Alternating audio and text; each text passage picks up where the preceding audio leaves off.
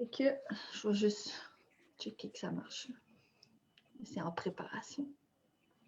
Normalement, si je me fie à la normalité, on serait déjà en live. C'est le temps le bout, tout ce qu'on a de l'air un peu niaiseux. C'est ce bout-là. Fait que je vais juste aller voir pour être sûr qu'on est bien sur la page. Puis je vais me garder les commentaires pour être capable de répondre. C'est toi ici, vu que c'est plus toi qui vas travailler que moi aujourd'hui.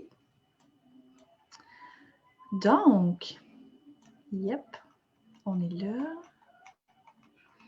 Je vois les commentaires ici. Donc, coucou tout le monde, on va parler du sommeil cette semaine. On a lancé ce sujet un petit peu avec notre citation d'hier. Donc, on a eu plusieurs réponses de maman par rapport au sommeil. Coucou tout le monde, on va parler du... Excusez-moi. Donc, on va parler ce matin, j'ai amené quelqu'un avec moi. Donc, celles qui nous suivent depuis un moment, vous savez que c'est ma maman, qui est aussi coach familial et enseignante en programmation neurolinguistique là, en fin de parcours d'enseignement. Donc, elle va vraiment nous démystifier un peu tout l'aspect neurologique qu'il y a en arrière du sommeil. Mes enfants sont bien énervés, là, fait qu'ils vont crier en arrière. Ils savent qu'ils ont une surprise, mais ils ne savent pas c'est quoi. Fait qu'ils ne savent pas, mais ils s'en vont passer une semaine chez mamie. Fait qu'ils sont juste bien énervés.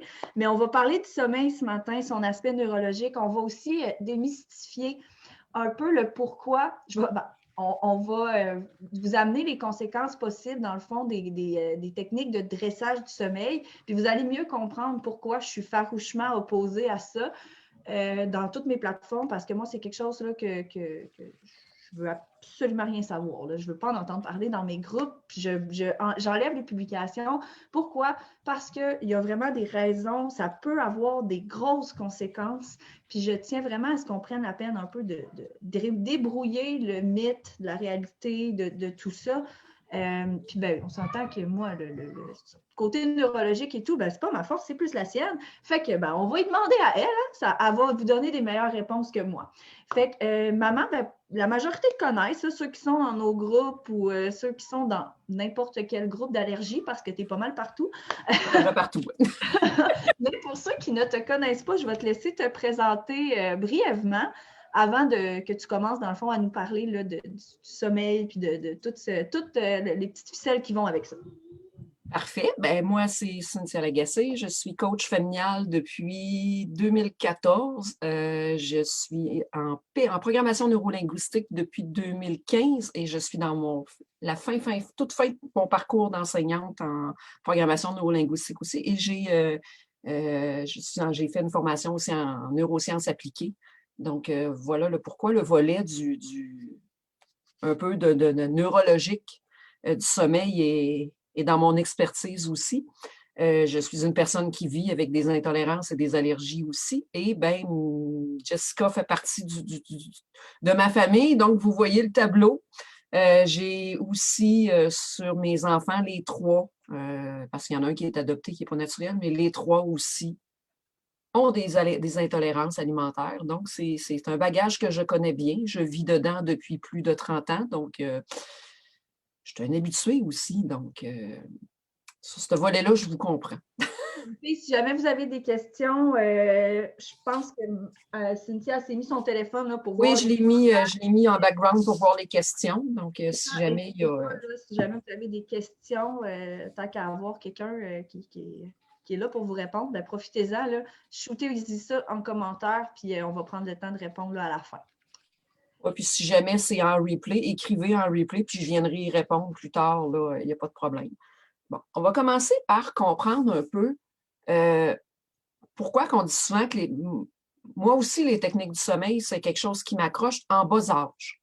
On s'entend que les techniques du sommeil avec un enfant qui est un peu plus vieux, il y a des techniques qui sont bonnes, il y a des façons de le faire qui sont bonnes pour apprendre l'enfant à bien dormir. Mais lorsqu'on parle d'un enfant de 2 ans et moins, les techniques du sommeil ne sont pas vraiment recommandées. Et plus ça va et plus on commence à avoir des études et à avoir des psychologues, des psychiatres qui commencent à le mentionner qu'à un moment donné, ça a des conséquences. Ça a des conséquences sur quoi? C'est sur le lien d'attachement surtout. faut comprendre qu'un enfant vient au monde et il est dans sa réponse de ses besoins, tout simplement. Il ne comprend pas l'attente qu'un adulte peut avoir de lui. Il ne perçoit même pas que l'adulte a une attente de lui. Lui, ce qu'il veut, c'est combler son besoin.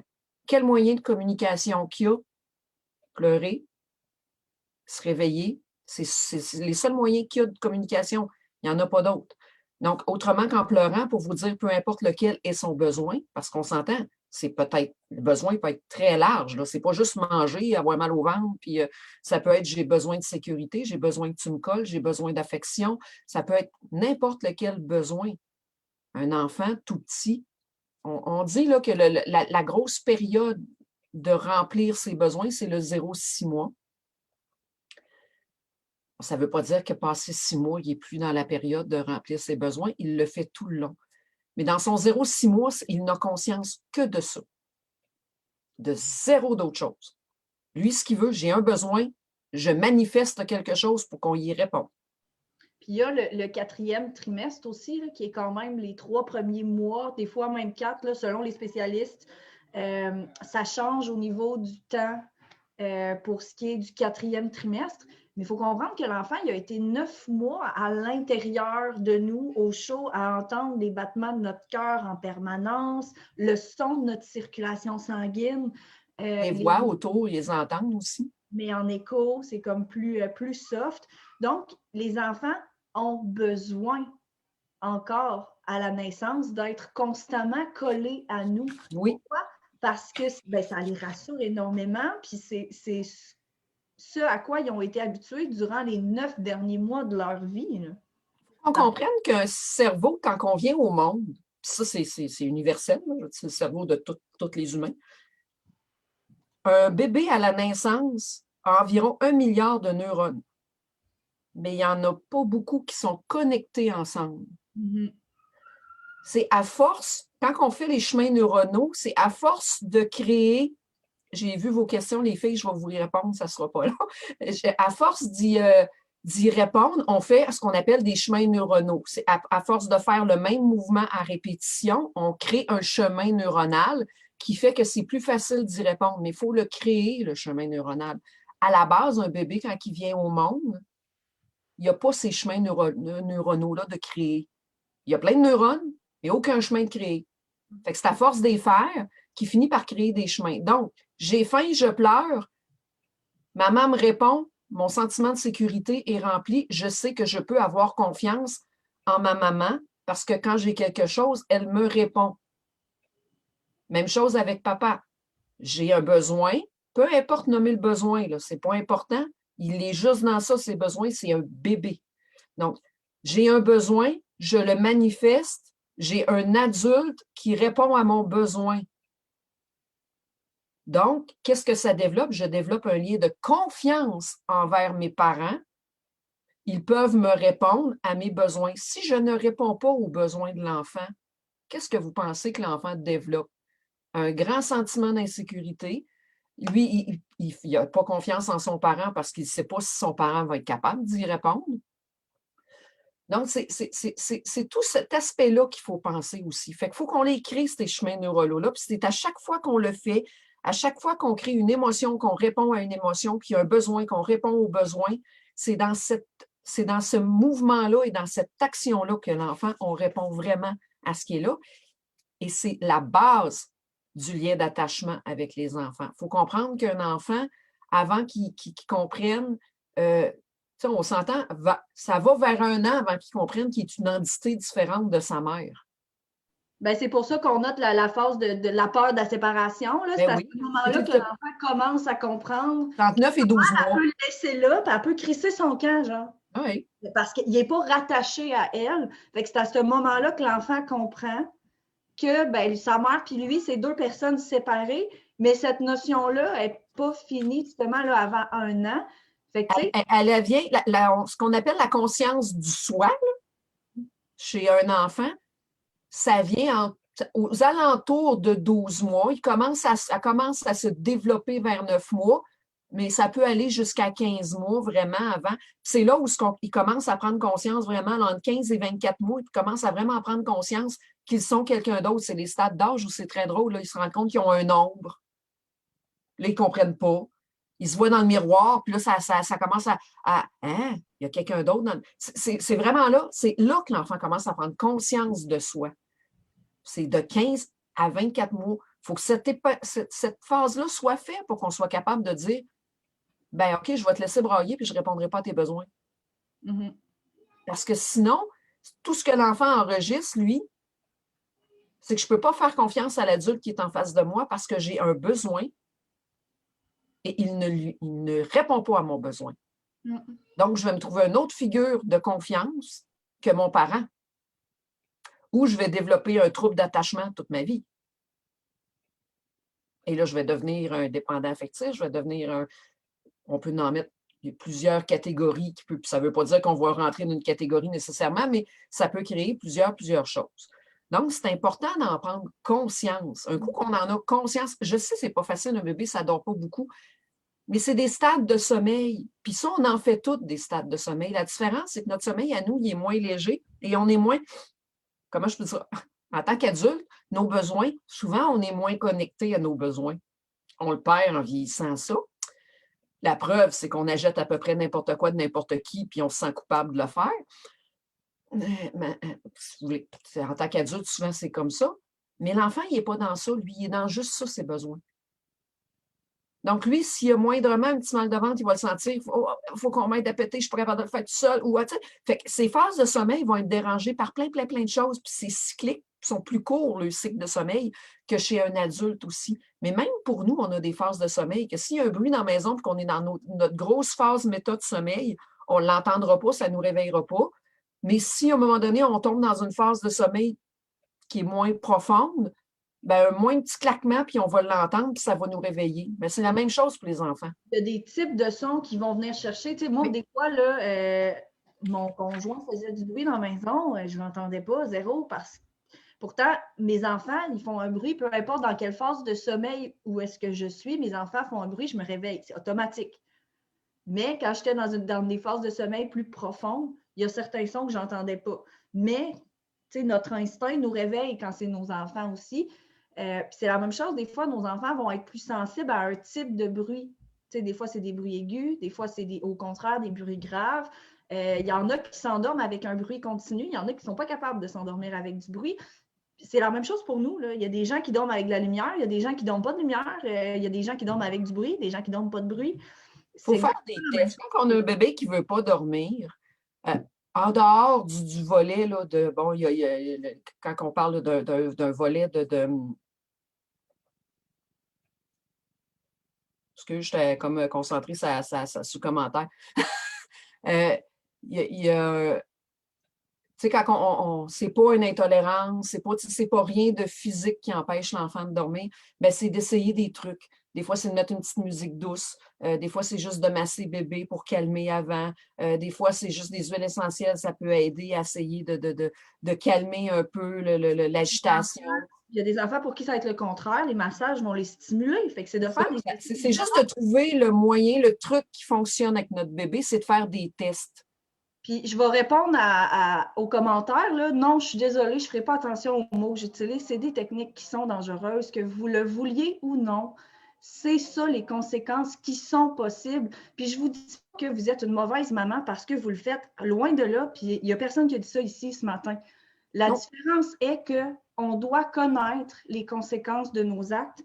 Quand on décide de faire quelque chose avec nos enfants, c'est exactement la même chose que ce soit pour les aliments, les médicaments, les préparations. C'est ma philosophie. On doit connaître afin de prendre des décisions qui respectent nos valeurs. Donc, nous, ici, on est ici pour informer. On ne juge pas personne. Vous faites ce que vous voulez. C'est vos enfants. Mais vous devez être consciente que les techniques de dressage de sommeil ont des conséquences possibles sur le lien d'attachement et aussi au niveau neurologique parce que veut pas un enfant qui va brailler pendant des heures. La cortisol qui est dégagée de ça.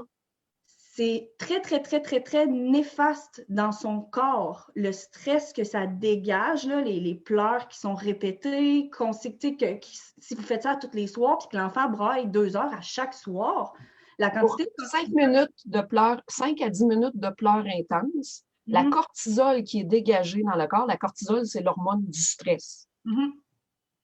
pour à peu près, là, bon, on va englober ça, c'est entre 5 à 15 minutes là, quand on calcule à peu près. Là, pour 5 à 15 minutes de pleurs intenses, là, je ne parle pas de chignage, je parle d'un pleur intense, la cortisol qui est dégagée prend 6 à 8 heures avant d'être partie du système nerveux d'un enfant. Ça veut dire que pendant 6 à 8 heures après cette crise-là, votre enfant va vivre stressé, va vivre avec le stress à côté d'embarrure tout le long. Donc, c'est pour ça qu'à quelque part, il faut prendre conscience de ce qui est en arrière. Je ne dis pas que les techniques pour le sommeil, ce n'est pas bon. Je dis juste qu'entre le 0 et 2 ans, ce n'est pas à propos, c'est pas là qu'on le fait. On le fait plus tard. Je veux dire, un enfant à partir de 2 ans commence à comprendre des choses, il est plus associé à ses parents. Il est en phase de détachement déjà. Donc, il comprend que là, je suis capable de lui dire, regarde, c'est la nuit. Puis là, bien, il y a des techniques, il y a des façons, il y a des trucs pour aider les parents à essayer de le faire de façon adéquate pour répondre ou à l'affectif de l'enfant aussi à travers. Pas nécessairement des pleurs interminables non plus. Là. Non, c'est pas toujours des crises, là. Puis je veux dire, en vieillissant, l'enfant est capable de comprendre que. Puis il y a des façons de le faire. Puis ça, je pourrais vous faire un live sur les techniques pour le 2 ans. Je vais répondre aux questions de toute façon, fait que vous allez en avoir au travers avec vos questions. Mais il y a des façons de le faire pour passer 2 ans aussi, pour que ce soit sain pour l'enfant aussi et sain pour nous aussi. Parce que oui, à un moment donné, le sommeil, c'est important, mais il faut comprendre que dans le 0-2 ans, c'est le choix qu'on fait quand on a des enfants. On sait que notre sommeil va être de la chenoute. Puis, c'est pas tous les enfants, là. Il y a des enfants qui dorment super bien, puis tant mieux, vous êtes chanceux. Moi, sur les 3, il y a juste il y a juste le dernier qui a vraiment été difficile dans le sommeil, et ça fait partie, qu'est-ce que vous voulez que je vous dise? C'est un enfant qui a fait il est somnolent. Ça, c'est c'est un problème neurologique qui arrive chez certaines personnes, puis qu'on peut pas. Puis ça a un volet héréditaire là, qui est là, mais son sommeil n'a jamais été stable avant l'âge de 9 ans. Puis c'est comme ça. Même si j'aurais fait les techniques de n'importe quoi, ça ne change rien. C'était même pas contrôlé. Il était somnambule. Mais un bébé, c'est vraiment le volet affectif qui est important de tenir compte. Le volet neurologique, c'est pour vous expliquer qu'à la base, il n'est pas tout développé pour être capable de le faire encore. Fait que même si c'est vos attentes, son développement n'est pas rendu là encore. Il y a des enfants qui le font inné que ça va, mais pour ceux que ça ne l'est pas, qu'est-ce que vous voulez que je vous dise? C'est pas parce que celui inné, il est plus brillant et il est plus développé neurologiquement. Non, non. C'est juste que lui, c'est comme ça, puis il y en a d'autres que c'est les cycles de sommeil, c'est le développement, c'est comme ça, puis ça n'a pas vraiment de raison plus qu'un autre. C'est juste, vous êtes chanceux, tant mieux. Ça ne veut pas dire que le 2e ou le 3e ou le 4e va être comme ça non plus. Moi, je n'ai pas eu de trouble. Regarde, toi, tu fais ta vie super de bonheur. Ça peut être ça pendant un bout. Moi, je me rappelle, Lucas, les 3 premiers mois, il dormait. Hein. Il faisait 10 heures d'affilée à la naissance, cet enfant-là. Il n'y en a pas de problème. Pendant 3 mois, fini. Puis il n'a pas redormi avant quasiment 3 ans. J'en ai profité pendant 3 mois. Mais ça change aussi. C'est vraiment le développement du cerveau qui est là. Puis moi, ce que je mets un bémol, c'est de faire attention sur les problèmes affectifs qu'on va emmener à l'enfant. Ça ne veut pas dire qu'ils vont être scrap pour le reste de leur vie. C'est pas ça. Je dis juste que ça peut avoir des conséquences affectives. Donc, il faut faire attention. Il y a le développement normal d'un enfant. Il passe tout par des phases normales. Puis, même si, mettons, on ne veut pas scraper nos enfants, mais ça arrive. C'est ça qui vient au monde en se disant ça. C'est ça. On ne veut jamais les scraper, nos flots. On essaie de les amener vers le mieux, mais quand c'est des affaires qui arrivent comme ça, qui sont très tôt là, dans notre vie, après ça, même si votre enfant devenu adulte voudrait travailler sur lui, ça va être très difficile de trouver la source du problème pour lui. Fait que, à un moment donné, on peut-tu comme juste se dire dans notre tête, OK, c'est un bébé, ça fait chier, OK, parfait, j'aimerais ça dormir, ouais, je le sais, je suis fatiguée, je suis écœurée, OK, on respire. C'est de trouver des façons autres qui peuvent aussi répondre à votre besoin qui est en arrière. Je veux dire, se mettre des... Tu sais, moi, je dis souvent, on choisit d'avoir... Tu sais, il n'y a pas geste plus égoïste qu'avoir des enfants, là. Je vais peut-être vous apprendre quelque chose, là, mais il n'y a pas geste plus égoïste qu'avoir un enfant. On n'a pas un enfant pour l'enfant, on a un enfant pour soi. Parce qu'on veut des enfants. Bon. Il n'a rien demandé, lui, quand il est venu sur la Terre. Là, il est arrivé là parce que vous l'avez choisi qu'il soit là. Donc, c'est votre choix à vous. Ben, à partir de là, qu'est-ce que vous avez envie de créer dans sa vie puis de mettre dans sa vie? Je le sais, on est fatigué, on est brûlé. Bon, beaucoup avec les intolérances, les allergies, c'est votre réalité, ça fait partie de votre vie. Ça fait partie de la mienne aussi. Je le sais. Je l'ai vécu. C'est pas facile, on est fatigué, on est brûlé. Ben, des fois, le conjoint n'est pas nécessairement là pour essayer de nous aider, de nous appuyer. Des fois, nos parents ne comprennent pas trop non plus, ils ne savent pas trop les choix qu'on fait, ils ne sont pas toujours en accord, ils ne sont pas toujours. Moi, dans mon temps, c'était bon. On l'entend souvent. Nous autres, on l'est, bon. Oui, OK, c'est correct. Mais au-delà de de ce jugement, je ne peux pas dire que c'est un jugement méchant, là, parce que souvent, ça ne l'est pas, là. Gênez-vous pas pour aller en chercher de l'aide et de la demander non plus. Tu sais, je vais prendre l'exemple de, garde, toi, tu étais fatigué, tu étais brûlé, tu étais là, tu te fais comme, là, je vais en étriper un, là, ça me prend un break. Mais regarde, ça vient de chez nous une semaine. Il y a des moyens de le faire. Regarde, là, on a fait une quarantaine avant. Ça fait 10 jours qu'on n'a pas vu, qu'on n'est pas sorti de la maison, qu'on ne voit pas personne pour être capable d'amener les enfants. Il y a tout le temps des moyens de moyenner, même avec la pandémie. Je veux bien, la pandémie, le dos large, là, mais il y a quand même moyen d'aller chercher des ressources. Puis Moi, j'aimerais surtout recadrer les petites mamans sur un réflexe qui, puis tu en fais partie parce que tu l'as fait longtemps aussi. Mon conjoint travaille, c'est important, vu qu'il travaille, qu'il dorme. Parce que tu penses que ce n'est pas un travail, ce que tu fais, toi, avec tes enfants? Moi, je vais être claire ici. Tu sais, quand on fait des enfants, on les fait à deux. Il n'a pas le droit juste à son petit 5 minutes de bonheur, lui, de son côté, là. Il a le droit à tout le reste aussi. Vous l'avez porté, vous l'avez mis au monde, vous l'avez enduré bien avant qu'il arrive, ce bébé-là. Ça serait le fun qu'il prenne le relais un petit peu. Fait que malgré le fait qu'il travaille, je vais être plate, qu'il assume son rôle de père puis qu'il vous en donne des breaks aussi. Parce que c'est pas vrai que c'est juste votre rôle de mère parce que vous êtes à la maison à vous occuper des enfants, à prendre le relais, puis que monsieur, parce qu'il travaille, il faut qu'il dorme. Non, excuse-moi, une nuit à moins bien dormir n'aura jamais tué personne. Exactement. Qui est capable d'en faire au travers aussi pour pas que maman se ramasse à terre, à terre, à terre, à terre. Il en fera la fin de semaine. Capable de répondre à rien. Il en fera la fin de semaine si ça ne fonctionne pas la semaine. Rendu là, c'est d'avoir une conversation dans notre couple aussi, hein, d'établir, puis d'avoir une organisation. Chaque personne dans un couple a des forces, des faiblesses. Moi, je sais, si je suis une fille, il faut que je dors. Moi, mon sommeil est quelque chose de très, très précieux. Je ne dors pas beaucoup, là. Je dors 6-7 heures, je suis capable de survivre, genre. Idéalement, un 8 heures pour que je sois de bonne humeur. Mais après 6-7 heures, genre, je survis avec du café. Donc, si j'avais mes heures d'affilée, j'étais correcte pour te faire ma journée avec les enfants.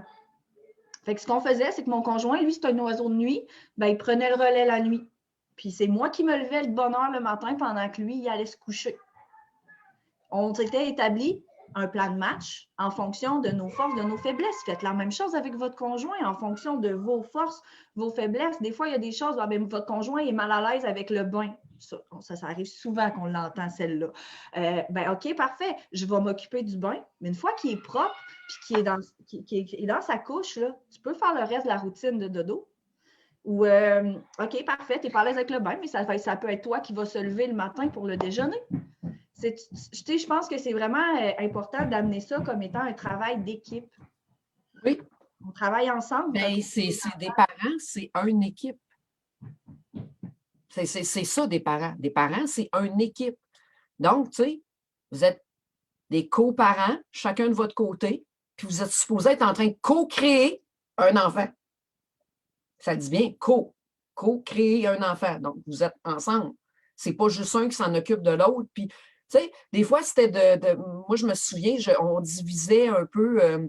Un faisait le début de la nuit. Tu sais, on allait selon les horaires. Puis, tu sais, je veux dire, moi, j'ai le papa de mes deux plus vieux, c'est un papa. Le papa le plus jeune, c'est un autre. Tu sais, fait que j'ai quand même un peu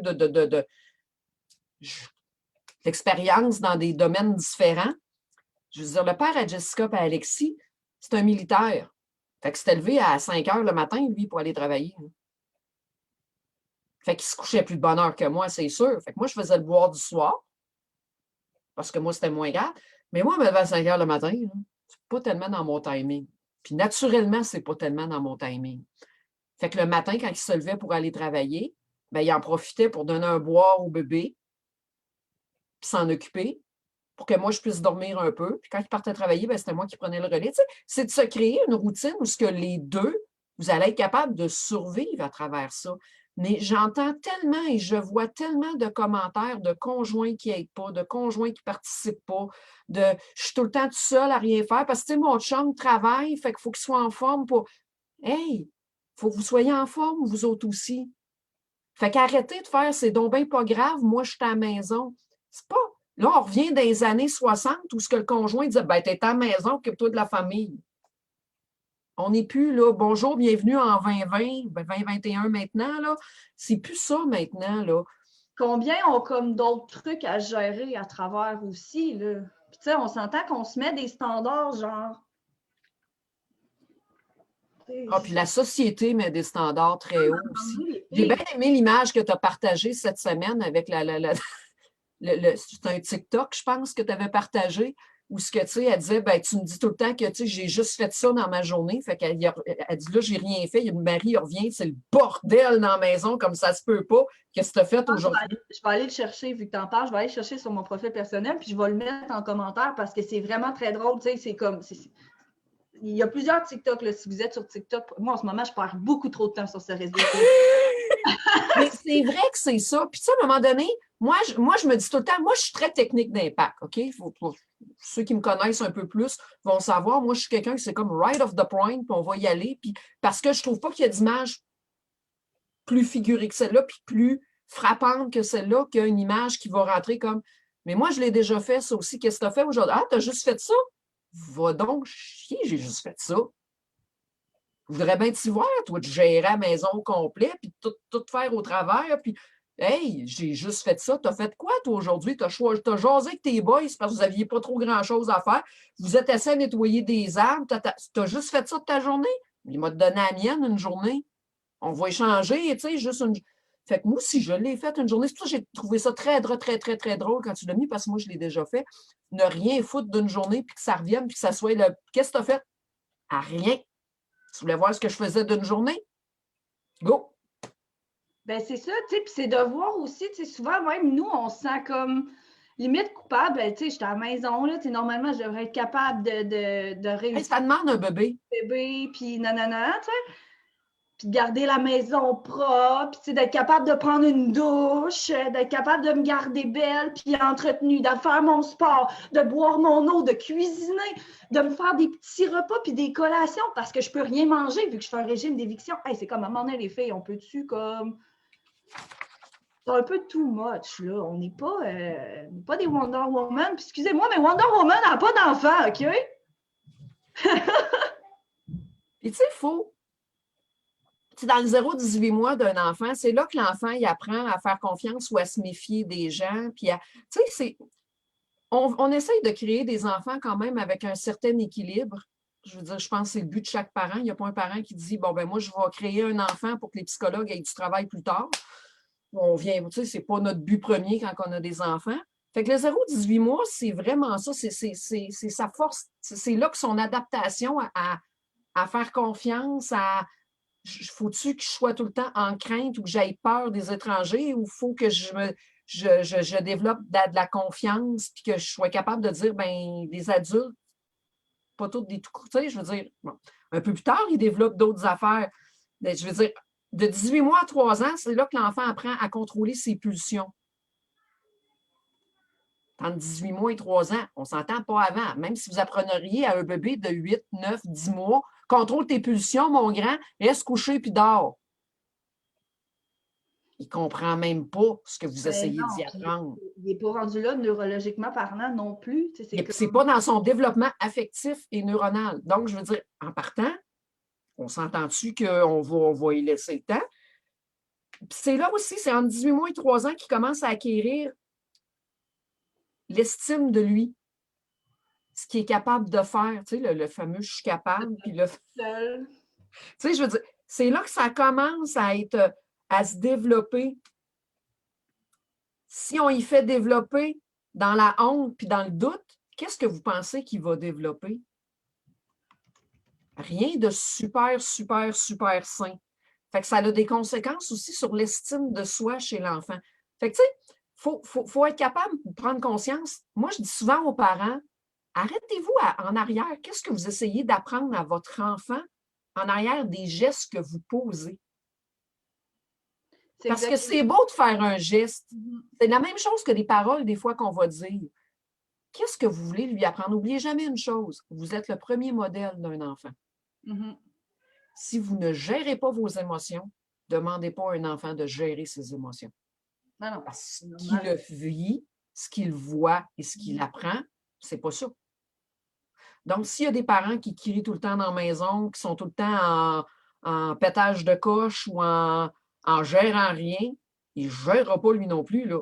Fait que vous allez en avoir des crises de bacon d'un enfant de 4 ans, d'un enfant de 2 ans, puis c'est normal. La gestion ne fait pas partie de sa vie. Et c'est dans le 18 mois, 3 ans qu'il commence à l'apprendre, cette gestion-là. Des fois, c'est intéressant de s'auto-coacher en vision de ce qu'on voit de nos enfants. Tu sais, nos enfants vont nous refléter beaucoup ce qu'on leur envoie. C'est des enfants. Donc, tu sais, des fois, c'est de réfléchir, OK, parfait, mon enfant fait telle affaire qui m'énerve vraiment beaucoup.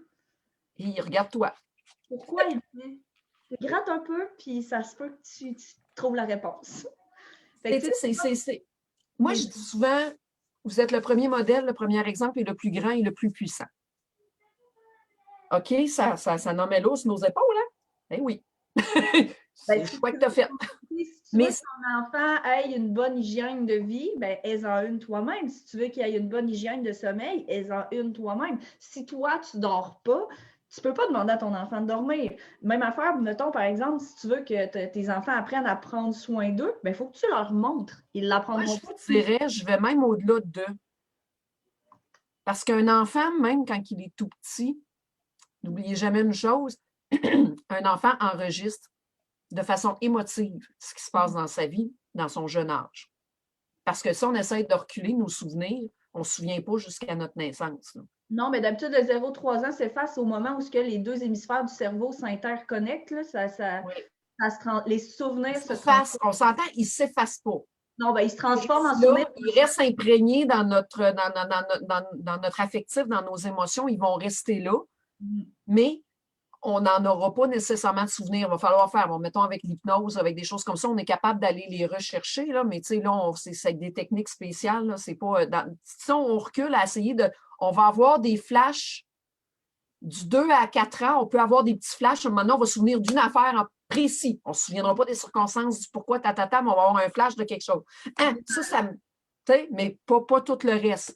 Normalement, entre 4 et 6 ans, ça devient un petit peu plus clair. On va se souvenir de la situation qui est autour, mais on ne se souviendra pas de tout non plus. Tu sais, fait puis normalement, à partir d'à peu près 6 ans, là, les souvenirs sont un peu plus... des fois, ils sont à l'image de ce que nous autres, on a perçu et non pas de la réalité. Mais c'est ça pareil. Ben, on achète ce qu'on voit avec nos yeux, puis c'est ça en tant qu'adulte. Fait que c'est la même chose aussi en tant qu'enfant. Jamais oublié, un enfant perçoit avec ses yeux d'enfant. Donc, ce qu'il a magasiné d'une situation, il est ce qu'il a perçu avec ses yeux d'enfant et non pas la réalité. Non, c'est ça. Donc, ça pour amener à dire que tout ce que vous apprenez à votre enfant, vous l'apprenez à partir du moment où il est né. Parce qu'il va garder un bagage de ce qui était plus petit, il va le garder pareil en dedans, dans sa charge émotive, il va le garder là. Il n'y en aura pas de souvenir clair, mais dans sa charge émotive, ça va être là. Fait que moi, je dis souvent aux mamans et aux papas, parce qu'en coaching familial, je vois les deux, qu'est-ce que vous voulez? Excusez, j'ai un minou. Qu'est-ce que vous voulez créer avec votre enfant comme processus d'humain aussi, mais l'humain que vous faites aujourd'hui va finir par devenir un adulte, va finir par créer des enfants aussi, si c'est son choix. Ben, c'est qu'est-ce qu'on veut leur léguer, qu'est-ce qu'on veut leur transmettre. Qu'est-ce qu'on veut leur laisser. Puis moi, je dis souvent, à partir de la naissance, c'est comme les petites mamans qui s'oublient, puis qui ne s'occupent pas d'elles, puis qui... qu'est-ce que vous apprenez à vos petites filles? Même à vos Est-ce que garçons. vous les laissez Comme les garçons vont voir la façon de traiter une femme. C'est Tu sais? ça. C'est toujours, moi je dis souvent, ce n'est jamais un seul geste quand on fait un enfant. Ça englobe beaucoup de choses. Donc, c'est de s'arrêter à qu'est-ce qui est en arrière. Ce que vous voulez créer, incarnez-le Mhm. réellement. Tu sais, puis avec soi, avec nos enfants, avec n'importe quoi. Si vous voulez avoir un enfant qui est insécure, qui est anxieux, puis Dieu sait que c'est pas facile, là. C'est pas ce qu'on souhaite pour nos enfants, créer de l'anxiété, puis créer du Non. stress, puis, tu sais, c'est pas ce qui est là, c'est pas ce qu'on veut pantoute pour nos enfants. Comment ne pas le créer? Ben, Ah, en répondant à ses besoins. Tu sais, ouais, en étant là, en étant présente. Je dis pas de faire un enfant roi, là. mais non. Il y a quand même une Pas distinction ça. entre répondre aux besoins de l'enfant puis toujours être après sans qu'il Il ait même le temps d'exprimer un besoin. faut qu'un enfant comprenne, tu sais, je veux dire, en vieillissant, il apprend à exprimer à un moment donné ses besoins. Il est dans des phases différentes. Je veux dire, tu sais, le 0 à 6 mois, il est dans combler mes besoins d'attitude. Il ne comprend même pas qu'il y a d'autres choses qui existent. Ça n'existe même pas pour lui. J'ai faim, donne-moi à manger. Je ne suis pas propre dans ma couche, je change ma couche. Il n'est pas dans rien d'autre. Il est juste dans Même à ça, répondre à mon besoin. il va quand même être capable de communiquer d'une certaine façon différents types de besoins parce qu'on sait que les pleurs sont différents en Oui, fonction du besoin que oui. l'enfant exprime dès la naissance ou presque. Ça vient avec notre oreille de maman et à force d'être en contact avec l'enfant, on vient qu'on le développe, là, parce que ce n'est pas juste les mamans, les grands-parents le vivent avec les enfants, on vient qu'on est capable de reconnaître les pleurs. C'est juste d'écouter notre instinct puis ce qui est là aussi en tant que parent, là, ce qui malheureusement, bien des médecins, des spécialistes essayent de nous étouffer. Là. Moi, je vais vous dire au contraire, connectez-vous à ça parce que c'est plus puissant que n'importe quoi. Après ça, du 6 à 18 mois, ben là, il commence à se rendre compte de ses besoins, à les évaluer. Fait que là, on commence à être capable d'y faire exprimer puis de lui faire dire. Tu sais, moi, je dis souvent, il faut accueillir l'enfant dans ce qu'il vit aussi Mhm. pour lui apprendre à le nommer et à l'exprimer. C'est notre rôle de parent de lui apprendre. Oui. Donc, pour commencer, avant d'instaurer des routines qui sont plus, pas castrantes, parce que je trouve que le mot est un peu gros, là, mais des routines qui sont plus fermes, plus dures un peu, il faut commencer par être capable qu'il reconnaisse ce qu'il vit. Donc, tu sais, de 6 mois à 18 mois, 2 ans, c'est ça. Ah, t'es fâché. Je te comprends d'être fâché. C'est correct que tu sois fâché. Tu sais, oublie. La colère, là, le monde dit tout le temps que c'est une émotion qui n'est pas bonne. C'est pas vrai. Ben, il n'y a aucune émotion qui est négative ou C'est pas positive. négatif, la colère. Au contraire, c'est là pour nous dire qu'on est en train d'atteindre nos limites. Il faut Que juste quelqu'un est en train de ne pas nous respecter. Donc, exactement. Faut apprendre à comprendre pourquoi on est en colère, puis chercher qu'est-ce qu'il y a en arrière.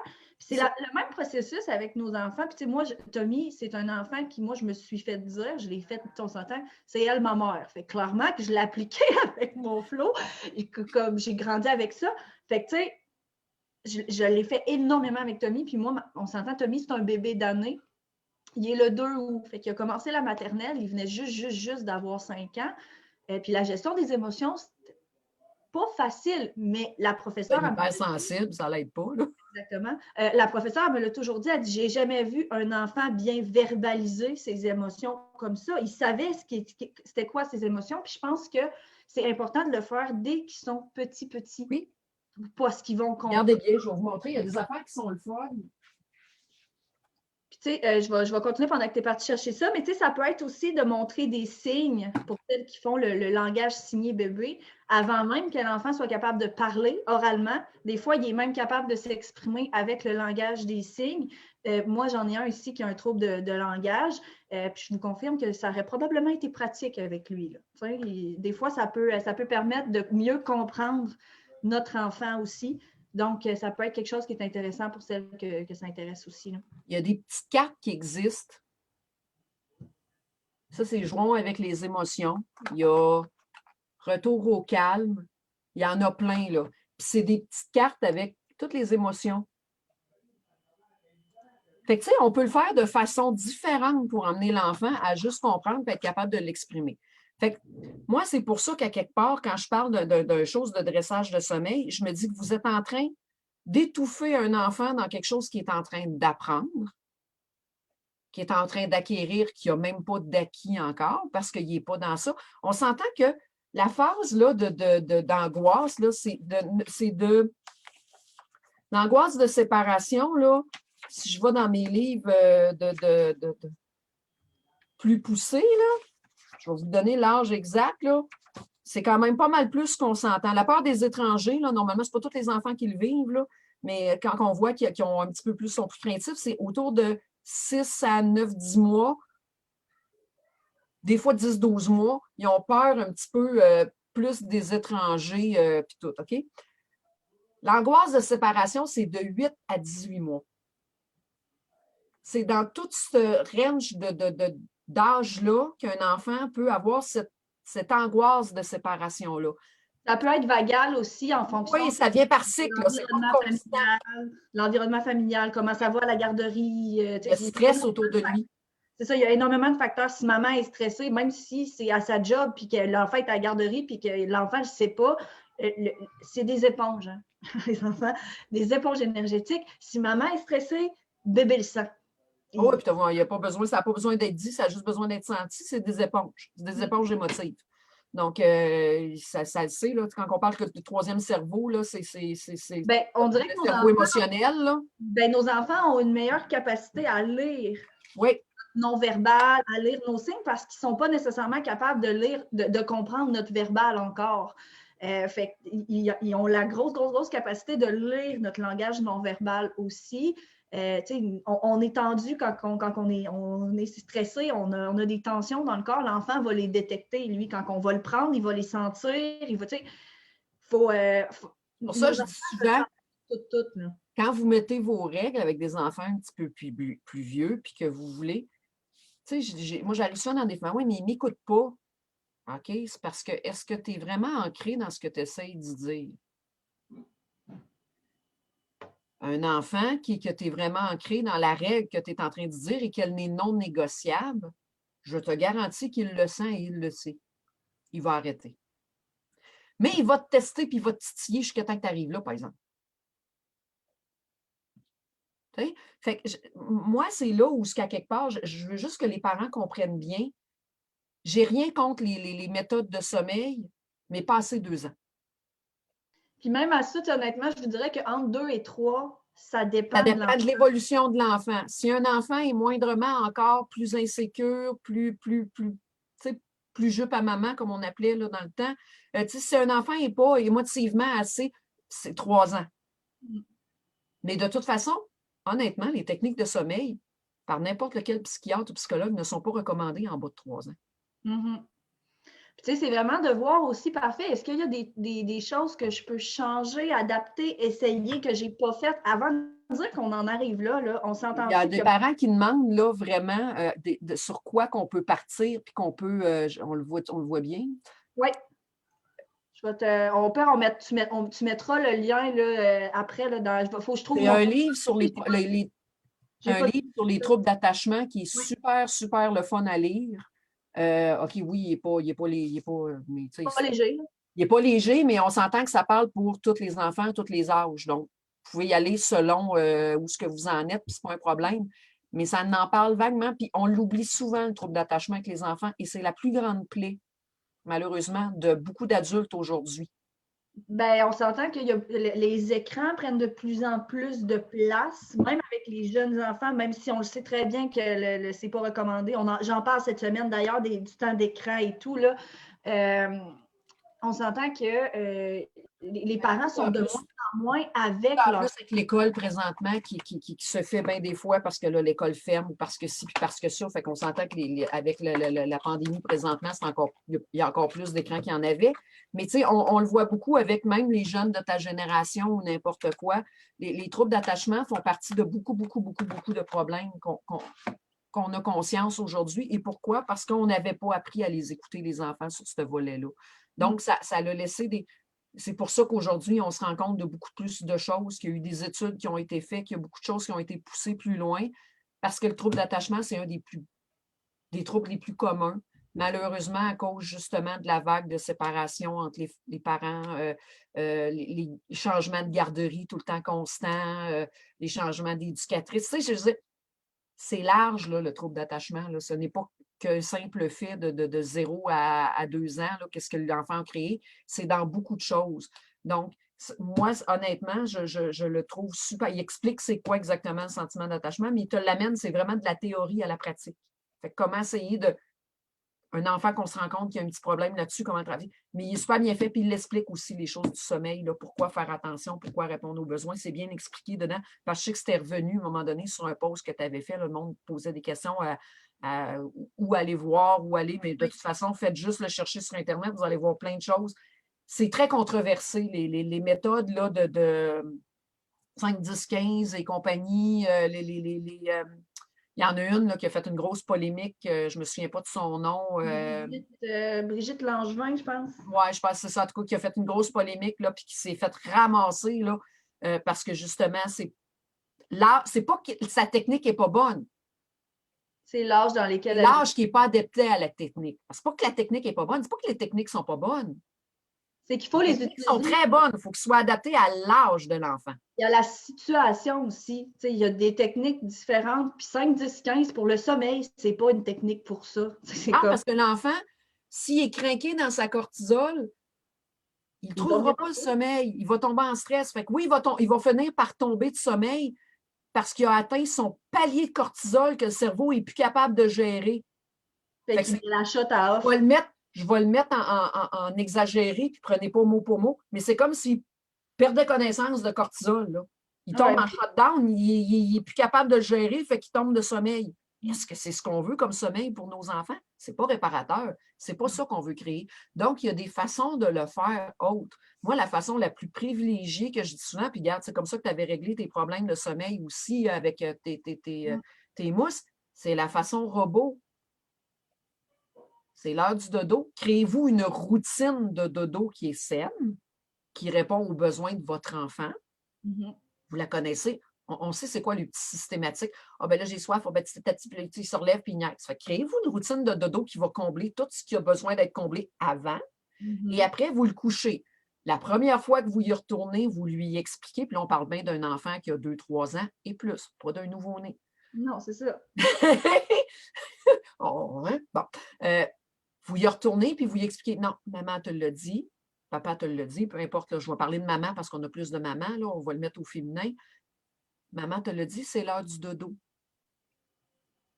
Là, tu te couches, tu restes calme, maman ne sera pas loin, elle va être dans le salon, elle va être à côté. Mais là, c'est l'heure du dodo. Au début, on peut même rester au bout du lit ou dans une chaise, tu sais, un peu plus loin de la chambre, mais selon l'âge de l'enfant, si vous commencez ça à 2 ans, bien clairement qu'au début, vous allez plus rester au bout du lit, OK? Parce que moi, je sais qu'on a codoté beaucoup ici. Fait que, au début, il fallait qu'il me touche. Il fallait absolument qu'il me touche comme pour s'endormir. Fait qu'au début, on a fait la D'aller en étape et de respecter les étapes. C'est ça, je l'ai mis dans leur lit, je mettais ma main sur son pied. Après ça, je restais dans le lit, mais je ne la touchais pas. Après ça, on a mis une chaise un peu plus proche de la porte. Quand elle se levait, j'allais tout simplement la recoucher, je la réabriais, j'allais me rasseoir sur la chaise. C'est très robot, là, c'est très... Oui, puis il faut vraiment que ça soit robot. La première fois, on explique notre attente. Qu'est-ce qu'on veut? Donc, selon la situation dans laquelle vous le faites, vous le nommez clairement. Vous êtes précis. Maman va être, mettons, au pied de ton lit. Mais c'est pas important. Adaptez-le à la situation que vous vivez, mais expliquez-le clairement ce que vous attendez de l'enfant. Okay? Tu restes couché, puis là, c'est l'heure de dodo. Okay? Maman va être là, inquiète-toi pas. Puis après, vous ne dites plus rien. Et c'est là le bout pas facile. Il n'y a plus un mot qui sort. Vous le faites en robot. Vous êtes là pour sécuriser l'enfant parce que vous êtes présente. Vous êtes présente de façon bienveillante, mais vous ne parlez pas. Non, on le remet dans son lève, on le recouche, on le flatte, on l'abrille, on se rassit. Si jamais vous étiez dans le salon, ben, vous entendez l'enfant, il se lève, vous le reprenez, vous le recouchez, vous le réabriez, vous le flattez, donnez un béco, vous partez. Il n'y a pas de dites rien. Il n'y a pas d'argumentation, il n'y a rien. Parce que plus vous allez en dire, plus vous allez remonter, puis vous allez recréer ce besoin-là. Exactement, c'est ce que Sandy nous disait en commentaire. Puis c'est pas juste ça, c'est que c'est de l'attention. Ben oui. C'est beaucoup plus d'attention pour l'enfant quand on prend le temps de lui parler que si on fait juste le recoucher. Parce que quand on fait juste le recoucher, il sait que c'est ce qu'on attend de lui. Fait qu'il ne calcule pas ça comme étant une attention. Fait que c'est vraiment d'y aller. Ton cerveau émotionnel va répondre à sa demande affective d'avoir une présence qui est là, mais on ne stimulera pas le reste qui veut interchanger et qui veut agir. Donc, à quelque part, c'est pour ça qu'on le fait de façon robot. Puis je vous garantis qu'à force de le faire, moi, honnêtement, on a fait la transition de mon lit au lit des enfants, là, en tout et partout, ça a pris à peu près 1 mois. On dit tout le temps, c'est à peu près 3 semaines à 1 mois quand on veut adapter un nouveau comportement, un nouveau changement, parce que ça prend, rappelez-vous tantôt ce que j'ai dit, les enfants, ils ont beaucoup de neurones, mais pas beaucoup de connectés. Donc, pour faire un chemin neuronal, ça prend des répétitions. Ça, c'est même pour nous adultes. Quand nous, on veut créer une nouvelle habitude, pour qu'un chemin neuronal change de chemin, il faut qu'on le fasse à répétition. C'est à force de le faire que le chemin neuronal se crée. C'est ça, minimum à peu près 3 semaines pour les adultes. Ça peut aller même jusqu'à 90 jours, là, je pense, en moyenne. La moyenne pour créer une nouvelle habitude, je pense qu'ils calculaient que c'était 88 jours pour les adultes. Oui, parce que c'est plus là. Un enfant, on dit, chez un enfant, on parle de 21 à peu près jours. Là, 21. Les enfants sont plus modelables que nous. On s'entend qu'ils ont moins de chemin à défaire et à refaire aussi. Là, fait que c'est moins. Fait que c'est vraiment juste d'y aller de façon. Puis c'est de l'adapter aux besoins de notre enfant, à comment on va le créer, mais c'est d'y aller en étapes. C'est la même chose pour nous autres. Si je vous dis on va aller courir un marathon de 55 km demain matin, je ne pense pas que vous soyez prêts à faire ça non plus. Là. Non, vous allez commencer par courir un petit peu, puis de l'amener. Bien, c'est la même chose. C'est d'acquérir certaines affaires un pas à la fois. Fait que c'est d'y aller en étapes. Tu sais, quand on parle d'un changement d'habitude chez un adulte, c'est long puis c'est pénible parce qu'on a de l'acquis en arrière. Le chemin neuronal, là, c'est comme si notre marche dans le bois ou dans le trail, là, c'est comme une falaise. Le chemin est fait. J'ai même plus besoin. C'est comme si le pilote automatique est plus grand que n'importe quoi d'autre. Combien de fois on conduit notre char, on fait comme. On est rendu à une place de façon systématique. Ah, mais fuck, c'est même pas là que je voulais aller, tu sais, parce qu'on a pris un chemin de façon comme automatique. Le cerveau humain, là, c'est assez impressionnant, ce qu'il peut faire sans nous demander notre accord. C'est très, très, très puissant. Notre inconscient est très fort. Fait que, tu sais, à quelque part, c'est juste de regarder ça comme il faut, puis d'en tenir compte en se disant, on va y aller en étapes. Je ne m'attendrai pas tout de suite à, là, moi, c'est décidé, là, je veux qu'il se mette à faire ses nuits. C'est là, je le fais. Puis, pas comme ça que ça fonctionne. Il faut y aller en étapes, il faut essayer de l'apprendre, il faut l'acquérir, il faut attendre de voir si l'enfant est rendu là aussi. Là, ça soit prêt. Puis, je veux dire, il y a beaucoup d'étapes. Je sais qu'on est fatigué, on est brûlé, puis on voudrait donc bien que tu sais, les enfants qui se lèvent encore 7-8 fois par nuit à 10 mois, 12 mois, 1 an, 1 an et demi, excusez, je vais être plate, mais c'est normal. Il m'a dit la même chose qu'un parent quand je fais du coaching familial, puis qui m'arrive, puis qui me dit, mon enfant a 4 ans, puis il me pite des crises. Il fait sa job. Sa job d'enfant, c'est de péter des crises. C'est dans son évolution. Donc, c'est à toi de gérer la crise. Maintenant, c'est ce que toi, tu en fais qui va faire s'il va continuer ou pas. Si à quelque part, tu gères la crise de façon sécuritaire et saine pour lui, ça va arrêter. Si elle est mal gérée, ça va continuer parce qu'il y a un gain. N'oubliez jamais une affaire. Un enfant fonctionne au gain. Juste à ça. Puis le gain, ce que nous autres, on peut voir de bien négatif, les autres, ils ne perçoivent pas négativement. Ils ont un gain pareil. Non, c'est ça. Que l'attention qu'on leur donne soit négative ou qu'elle soit positive, ils ont ce qu'ils voulaient, ils ont de l'attention. C'est tout ce qu'ils ont demandé. Ils n'ont pas demandé qu'elle soit positive ou négative, ils ont demandé de l'attention. Fait que je le donne. Moi, je dis souvent, mettez vos règles. Tu sais, le fameux pétage de coche quand on tombe au téléphone. Ça, on dirait que c'est dans toutes les familles, c'est partout. À partir du moment qu'on est au téléphone, l'asile pogne dans la maison, ça n'a pas de sens, ça n'arrête plus. Puis là, ben voyons donc, à toutes les coups, je pogne le téléphone, ça devient l'enfer. Ben oui, parce qu'ils n'ont pas votre attention. Fait que là, ils vont faire toutes les niaiseries possibles et inimaginables pour que vous leur donniez de l'attention. Et malheureusement, elle est négative, mais vous y en donnez pareil. Même affaire pour ce qui est de, on l'a vécu toutes les deux parce qu'on a eu des garderies en milieu familial toutes les deux. Quand vous venez chercher vos enfants à la garderie, ils sont pas de la journée. Ils sont des anges avec nous, on les entend pas, ça écoute, ça mange bien à la garderie. Maman arrive dans la maison, ça y est, le bordel pogne. Pourquoi? Ben parce que, un, il veut votre attention, puis vous parlez à la gardienne. Et deux, ben, il a confiance en vous. Puis ça, des enfants qu'on voit qu'il y a un problème avec le lien d'attachement jeune, on voit que cet effet-là ne se produit pas. Ou beaucoup moins. Moi, si vos enfants vous font chier quand vous allez les chercher le soir à la garderie, c'est normal. C'est parce qu'ils vous aiment. Bien, honnêtement, moi, je le disais souvent en ayant eu une garderie pendant quand même plusieurs années. Quand je voyais que les enfants finissaient par péter des crises, bon, ben, j'ai fait ma job, c'est correct, le lien est correct, parce qu'il me fait assez confiance pour me péter une crise. Exact. Parce que c'est là, l'enfant, tu sais, quand on parle de lien d'attachement, je vous parlais de confiance, il faut qu'il y ait confiance en vous, mais un lien d'attachement se crée comme ça. Je vais tester. Est-ce que tu réponds à mes besoins? Est-ce que tu es une personne saine pour moi? Puis on le fait inné même en tant qu'adulte, là. On le fait encore quand on tombe en relation avec quelqu'un d'autre. Mm-hmm. On va aller voir jusqu'où on peut faire confiance à la personne avant de s'abandonner dans une relation avec la personne, que ce soit en amitié, que ce soit en amour, c'est pas important. On va, même en affaires, on va prendre le temps. Ben, c'est la même chose pour un enfant.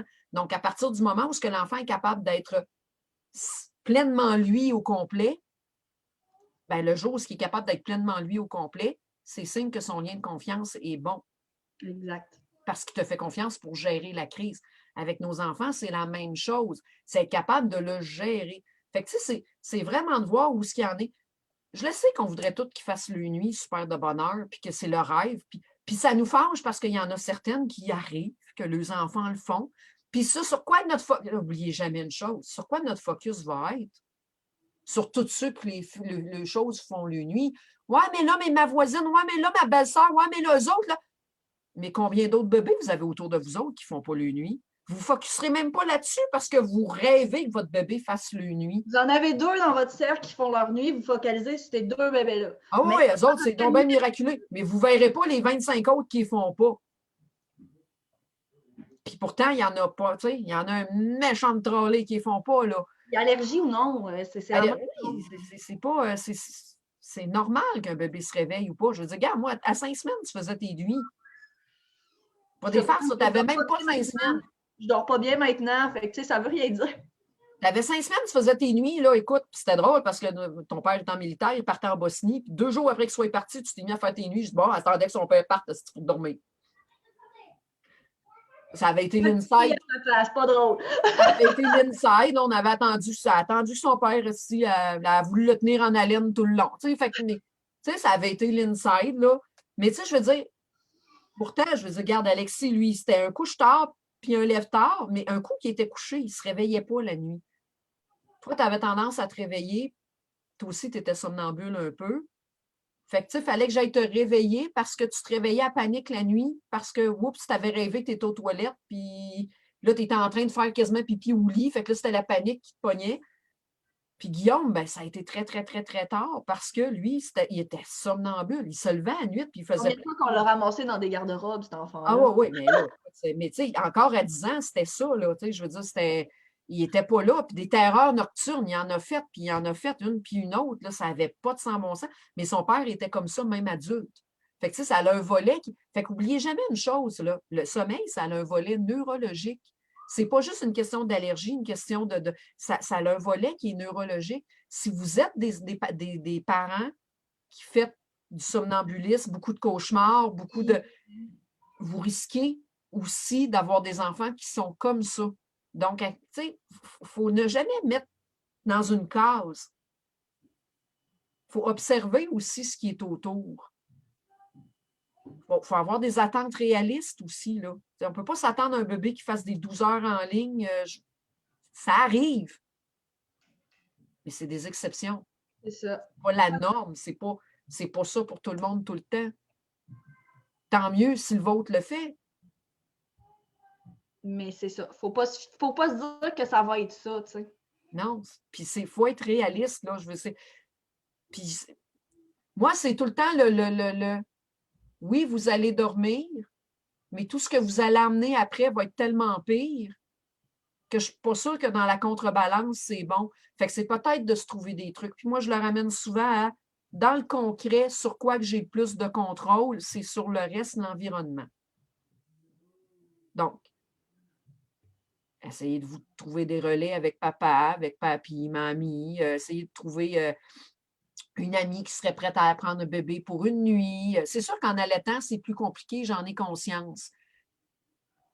Mais Le stress que ça serait d'avoir une amie qui vient une avant-midi, puis pour c'est vous elle relayer, qui a le bébé dans les bras pendant que vous prenez une douche, que vous allez prendre une marche, tu sais, juste que vous vous libériez les mains. C'est juste ça, ça va vous faire du bien. Puis une il y a amie qui vient prendre un des café. organismes autour aussi, hein? Appelez votre CLSC, appelez il y a le 211 qui existe au Québec que vous pouvez appeler, qui vont vous nommer les organismes qui existent autour de vous. On prend les relevailles ou des choses comme ça qui peuvent aller aider à vous envoyer quelqu'un à la maison pour essayer de vous aider avec bébé pour que ce soit moins fatigant. Des fois, c'est de voir aussi, tu sais, peut-être un petit investissement financier. Je sais que la majorité sont en congé de maternité. Vous n'avez pas nécessairement des finances par-dessus finances. Il y en a que c'est gratuit. Un 60$ par semaine pour une femme de ménage qui vient faire 3 heures de ménage. Ça n'a pas besoin de coûter 250$, mais juste pour qu'une journée par semaine, vous ayez une maison propre sans avoir à le faire. Ça va vous faire du bien, puis c'est peut-être le 60$ le mieux investi dans votre semaine. On s'entend que des dépenses de gaz puis de resto, on n'en a plus là, en ce moment. Fait que peut-être que de revoir nos finances pour investir un petit peu de sous dans quelque chose qui nous fait sentir bien. Si c'est une femme de ménage, ça peut être une femme de ménage. Si c'est un cours de yoga en ligne, c'est un cours de yoga en ligne, on s'en sac, là. Mais tu sais, de trouver des trucs aussi qui, nous, vont nous aider à aller mieux puis à nous supporter malgré le fait que notre bébé ne dort pas. Une amie qui vient cuisiner avec nous autres pour ne pas être seule parce qu'on le sait, il faut que vous cuisiniez toutes. C'est compliqué. Avec un bébé cuisiner, c'est pas facile. Ben, des fois, je veux juste avoir un ami que vous soyez là parce qu'on sait que, tu sais, des fois, avec les allergies, faire cuisiner par quelqu'un d'autre, pas toujours safe, mais d'avoir une amie qui vient vous aider, que vous êtes là pour la guider. Puis, tu sais, c'est juste de se trouver des moyens pour être capable d'avoir un relais, être capable de trouver le chat. Mais tu sais, impliquez-le, votre conjoint. Puis c'est pas une option, là, d'impliquer son conjoint, là. Excusez-moi, c'est pas une option, c'est le parent, ce boulot, là. On ne l'a pas fait tout seul, là. Puis, tu sais, c'est de se dire, tu sais, si jamais vous n'étiez pas ensemble, il faudrait qu'il fasse telle chose. OK, Être parfait, il seul. est capable d'en le faire. Il est capable d'en faire la moitié. Il est capable d'en faire une partie ou de le faire une journée sur 2. Peu importe, trouvez-vous vos forces, vos faiblesses, travaillez en équipe, établissez votre plan de match, vos attentes, un versus l'autre aussi pour limiter les conflits. Si un et l'autre sait ce que l'autre attend, elle va faire moins de mal, OK? Fait qu'on se parle, on établit notre plan de match, on coordonne notre travail d'équipe, puis on y va en fonction de nos forces et de nos faiblesses pour que ça soit logique. C'est ça le but d'un travail d'équipe. Je disais les commentaires, s'il y avait des questions ou... Je pense, ben, il y a Sandy qui voulait le lire, fait que tu iras le mettre. Je vais le mettre dans les commentaires après. Je vais essayer de trouver le TikTok là, que Cynthia a parlé tantôt. Là, Ah, c'est vraiment très drôle. C'est juste parce que je trouve qu'à quelque part, je vais vous dire honnêtement, tu sais, je vous lis beaucoup. Bon, je t'admine sur les groupes aussi. Fait que, tu sais, ben, des fois, de toute façon, vous le voyez, là, c'est tagué par Croissance Famille, mais, tu sais, Cynthia Lagacé, vous me voyez beaucoup taguer puis répondre à beaucoup de mamans. J'en ai même qui m'écrivent en privé là, pour des questions. C'est pas un problème, ça me dérange pas aucunement, je réponds à tout le monde. Mais je vous lis beaucoup, j'observe beaucoup, puis je trouve ça triste, puis je trouve ça dur de vous voir vous culpabiliser, de vous voir vous en mettre tellement ses épaules quand à quelque part, vous ne l'avez pas fait le choix tout seul d'avoir cet enfant-là. Vous le viviez à deux. Vous êtes deux dans cette... Je ne parle pas d'une maman monoparentale. Là. Non, c'est ça. Là. La majorité, vous êtes en couple. Mais le problème, c'est comme si vous étiez monoparental. Oui, parce qu'on se dit, ben, tu sais, gars, lui, il travaille. Fait que, tu sais, moi, il faut que je m'occupe de la maison puis du flow. Mais c'est parce que, moi, c'est pas de même que ça marche, là. Premièrement, s'occuper d'un enfant, c'est un autre être humain. On ne peut pas avoir cette charge-là sur nous tout Non, seul, mais en plus de au-delà tout. de, imaginez, moi, ça va au-delà de, imaginez de tout ce que vous privez l'enfant de lien avec son père, parce que c'est vous autres qui vous occupez de tout, puis que son père ne s'occupe pas de rien. Mm. Vous enlevez une chance de développer. N'oubliez pas une chose, nous, on le porte pendant 9 mois. On le sent dans notre ventre pendant 9 mois. Il est là, on travaille dur pour le sortir de là aussi. Il y a un lien qui se crée automatiquement parce qu'on le sent évoluer en nous. Notre conjoint, ce lien-là se crée le jour où le bébé vient au monde. Ouais. Il ne vient pas avant. C'est pas le même lien. Oui, ils vont aimer notre bedaine, ils vont aimer le bébé. Oui, oui, ils l'aiment déjà, même si, mais c'est pas le même lien parce que c'est pas un lien qui est physique. Nous autres, il est physique, il est en dedans, il est là. Donc, c'est d'autant plus important qu'un papa s'investisse et qu'il crée le lien avec l'enfant aussi. Autant pour l'enfant que pour le papa. Moi, je me dis tout le temps, vous n'avez pas compris, les mamans, à quel point vous privez votre enfant de quelque chose qui est important pour lui. Ben, les pères veulent s'impliquer aussi, puis souvent, c'est qu'on leur laisse pas la chance de le faire parce qu'il ne fait pas comme nous, il fait pas comme il faut, mais là, c'est pas de même qu'il faut faire ça. Il faut leur laisser la chance de se tromper, ils vont apprendre eux autres aussi. Tu sais, vous avez appris, vous êtes trompé dans des trucs que vous avez faits avec vos enfants, puis vous vous êtes rendu compte qu'ils n'aimaient pas ça, mais votre homme va faire la même chose. Dis, Marie-Pierre, tu prends-tu congé, toi, quand que tu t'es levé 4 fois de nuit? Ben non, tu es encore là le lendemain matin, t'occuper de tes enfants. Tu sais, je veux dire, à un moment donné, là, moi, excusez-moi, cher papa, là, j'ai pas beaucoup de pitié dans ce volet-là. Moi, parce qu'à quelque part, si c'est ce que papa y attend de moi, j'ai le droit de m'attendre à la même chose de lui. Moi, je fonctionne beaucoup comme ça. Si je me permets de faire quelque chose à quelqu'un, c'est parce que je lui permets de me le faire aussi. Tu sais, c'est ça, les notions de responsabilité puis tout ça, là. Fait que ça, quelque part, c'est pas de rendre service, vous déresponsabilisez le parent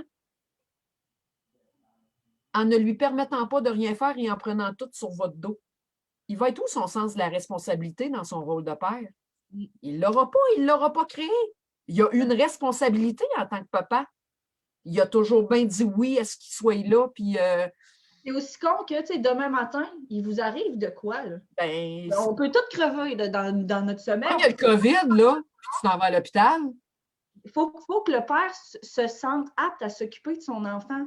c'est Aussi, son enfant aussi. là, c'est important pour le père autant que pour l'enfant. C'est comme de base là, que le père se sente apte à s'occuper de son enfant. Mais honnêtement, quand vous posez la question à bien des chums en ce moment, que c'est pas ça. Mais tu sais, c'est comme une certaine protection aussi là, par la bande à un moment donné. Là. Puis tu sais, que ça ne soit pas pareil avec papa qu'avec maman, qu'avec peu importe qui autour, parce qu'il n'y a pas un lien qui peut être pareil. Là. Non, puis l'enfant, il va s'habituer. Là. Et c'est sain et normal.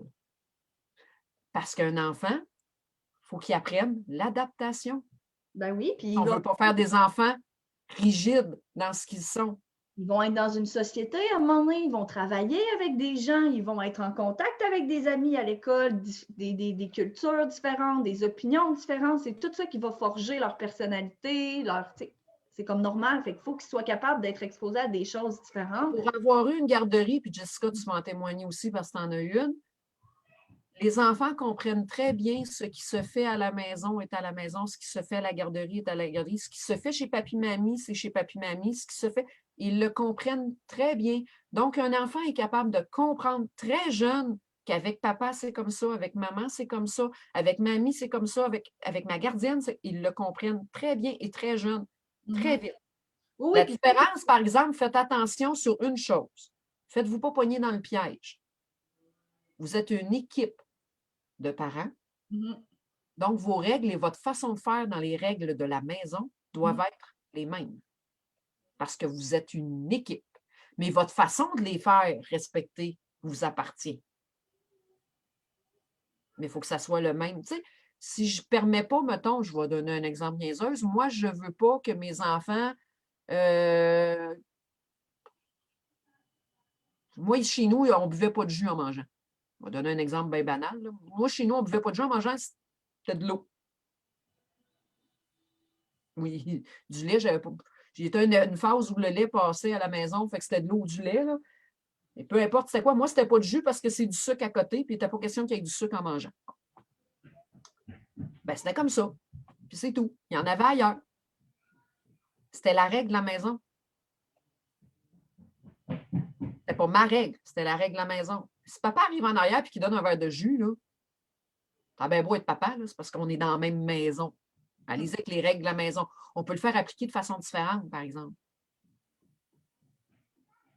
Tu sais, c'est dans la même notion qu'un enfant qui me crie après. Moi, je n'accepte pas qu'on me crie après. Parce que moi, mes yeux me crier après, c'est un manque de respect. Je n'accepte pas ça d'un adulte, je ne l'accepterai pas plus d'un enfant. Tu ne me crieras pas après. Dis-moi-le correctement. Je vais t'écouter quand tu vas me le dire correctement. Fait qu'est-ce que je fais en attendant pendant qu'il crie? Je vais vous dire, des fois, j'aimerais ça avoir des bouchons que quand je fais ça, ils se mettent, là, mais ça n'existe pas. Je ne réponds pas.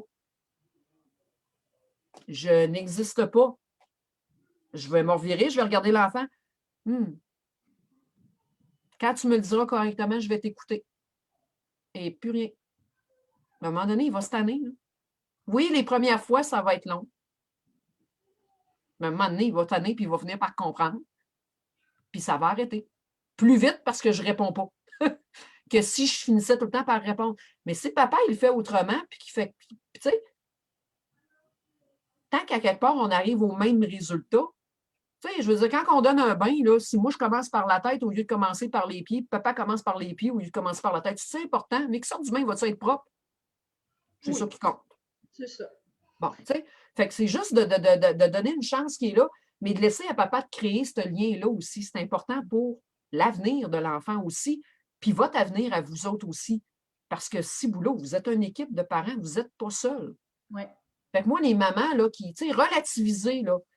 Ah, mais pauvre, lui, il travaille demain. OK, toi, tu calcules qu'élever ton enfant, ce n'est pas un travail.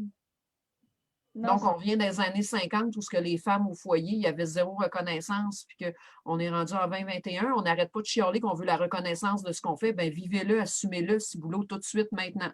C'est ça c'est comme la première partie. Si vous voulez que ça soit respecté par votre conjoint, assumez-le vous-même.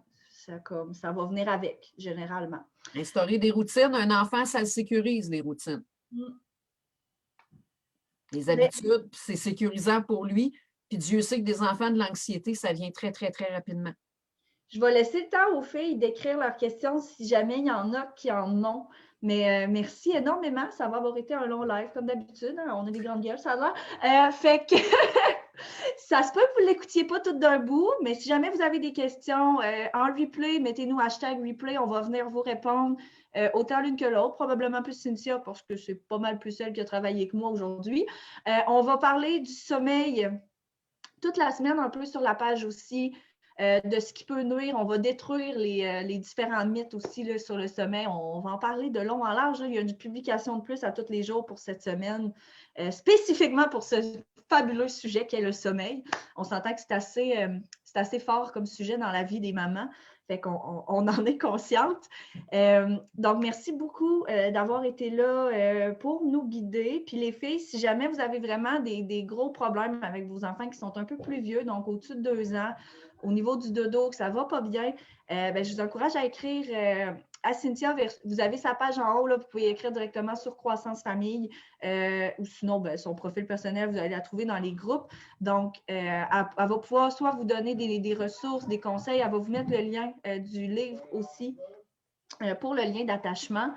Mais si jamais vous avez quoi que ce soit, c'est vraiment elle là, qui est la mieux placée pour vous aider. Elle va pouvoir vous guider à travers tout cet univers-là pour que, vous donner des conseils qui sont adaptés à la situation et à l'âge. Oui, parce qu'il n'y a pas de situation. On s'entend que c'est la même chose que pour les allergies. Là. Chaque enfant a sa propre situation. Donc, Oui, puis tu sais, moi, j'ai 3 enfants ici. J'en ai 3 qui ont un tempérament différent, puis elle m'a donné 3 techniques différentes. Fait que, tu sais, c'est exactement la même chose pour vous. Ça va vraiment en fonction du tempérament de l'enfant, de ce que vous voulez, de ce que vous ne voulez pas. De ce que vous êtes aussi.